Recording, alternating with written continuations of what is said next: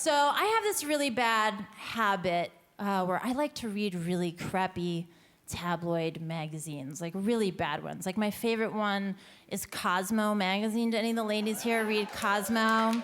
Yeah, whenever I go to Rite Aid to pick up my Lexapro and my Ambien, I always take a sec to see what's going on in the cover of Cosmo. And like, what I love about Cosmo is it is this magazine that is pretending to be your best friend, but Cosmo hates you so much. Like, Cosmo just wants to undermine you and make you insecure. Like, 2 real stories from the cover of Cosmo recently. Like, one of them was how to drive a man wild in under 60 seconds. And then I was like, and I'm just like, when would I ever need to do that? Like, when would I ever be in that kind of a rush? Am I at a toll booth, you know? Like, I only have a minute to make this guy jack in my hair, and then you're like, yeah, yeah, yeah, yeah, yeah, and then you're just like, did it, thanks, Cosmo. Like, why? And the other one, which I think is so much worse, and sometimes people don't believe that this is real, but this was real.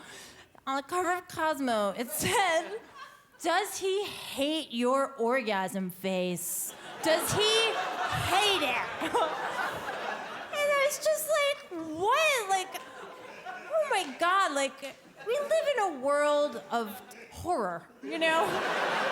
Of stress and strife. Like, can you not just make your orgasm face the one thing where you just like, let it go? You know what I mean? Like, make that your Kit Kat moment and give yourself a break today, you know? And it makes me so sad to think of women like looking in the mirror like, should I change that? Like, you know, or like, maybe I should do it more like a falcon, like, you know? It's horrible.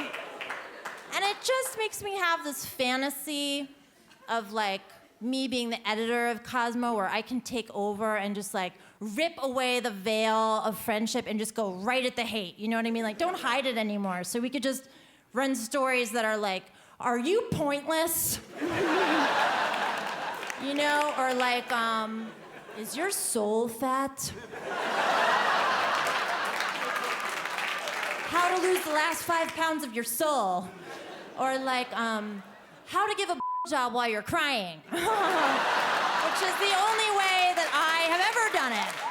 That's it for me.